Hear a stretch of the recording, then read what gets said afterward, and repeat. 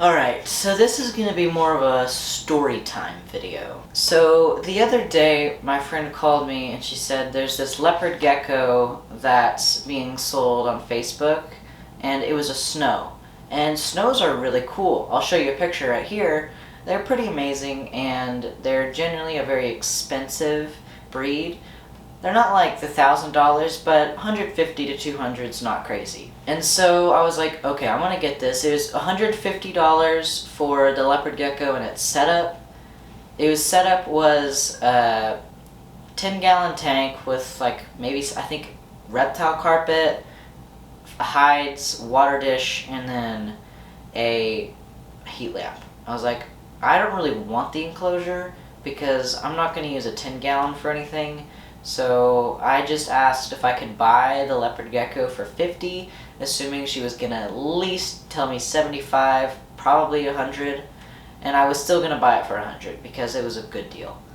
And she said she'd do it for $50. I was very excited that this was gonna be awesome. So I made a deal. We were gonna do it on, I asked if she could do it Saturday. She said she was out of town, so we were going to do it Monday. That should have been kind of a red flag that she was out of town with a 3-month-old gecko, if I didn't mention the leopard gecko was 3 months old. But just leave it at that for now. I was looking for tanks for this gecko, like right next to this listing. It was on like a Facebook page for rehoming pets. There was also this tank that was really nice. It looked like a 50-gallon tank with lamps. It had like nice climbing stuff. It had hides. It was gonna be good. It was on, I think, slate, and I was gonna turn it into bioactive, and all I would need to do is add substrate to that with like bioactive substrate and get some feeder insects. Well, not feeder insects, but cleanup crew. And it was gonna be like pretty simple. They were asking, I think, $50 for that maybe. And so I was like, okay, this is great. I'm gonna get basically an entire leopard gecko and its setup for $100, maybe $150. And so I asked them, they had already sold a tank, so I was like, okay, I'll find them more. I found another tank, and the guy was gonna sell it to me for $55, and he was gonna deliver it. Nowhere near as good a deal as the other one, but it was still like way better than buying it new. It was a 40-gallon. And he was going to deliver it to me at my house. So I was like, okay. He was going to deliver it to me, I think, Friday or Saturday. And then the time we agreed on, he had never contacted me. I was like, are you going to deliver this? And he said, no, not today. And I was like, are you going to be able to deliver it tomorrow? And he said, yeah, probably. The next day, he messaged me and said he went to go there to clean the tank and had a crack in it. I said I would still buy it for him for $20 because it would work for me. I could put a wooden plank at the bottom to hold it in. I would seal it with like Gorilla Sealant, and it would have substrate over it. So it would be good for a leopard gecko. I wasn't going to put like fish in there, so it was going to be fine. And $20, I'd do it for $20. And he said, well, that wouldn't work because gas was too expensive for that. I was like, alright. So I just wasn't going to do anything with that guy. I found today that I'm filming this, there was a lady selling a 50-gallon tank for $50. I was like, okay, that's a good deal.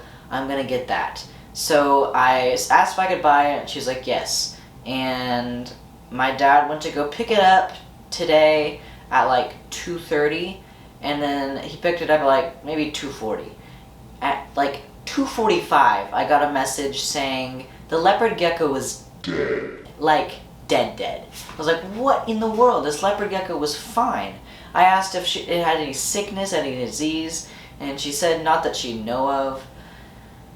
I was like, well, this really, really sucks. Like, what in the world?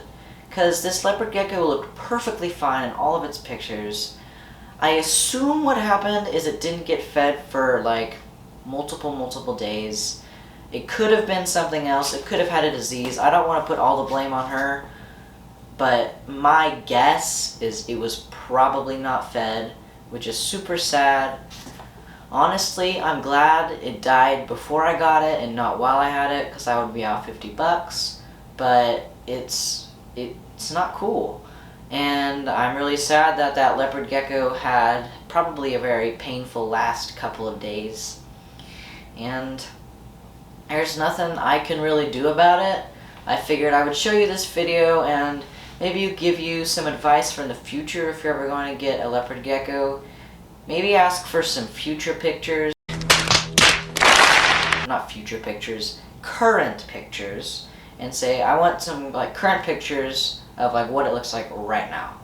And obviously make sure that it's not looking like it's about to die.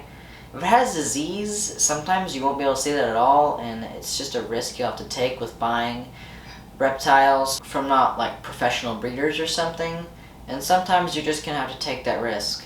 Luckily, I didn't end up losing any money, but it was still pretty sad. But after that, I actually saw that the tank that I was gonna buy, that was like a 50-gallon, and it was like a vivarium, and it was super nice. It actually had fallen through with that purchase. So they texted me because I'd asked them to tell me if it fell through to let me know. And so she let me know, and I bought it for $50. So now I have a 30-gallon tank, a 30-gallon aquarium, a 50-gallon aquarium, and like a roughly 50-gallon vivarium. And most likely I will get some long-tailed lizards and a Bahama Knoll for the 30-gallon. Maybe I'll sell the 50-gallon aquarium, but I'm definitely keeping that 50-gallon vivarium because it's a nice tank. I don't actually have it yet. I'm beginning it tomorrow. Hopefully it doesn't die, but we'll see. So there's a story for you and maybe some advice on how to not have this type of thing happen to you. Thanks for watching. Here's the video I posted last week. Make sure to like and subscribe, and I will see you in the next one.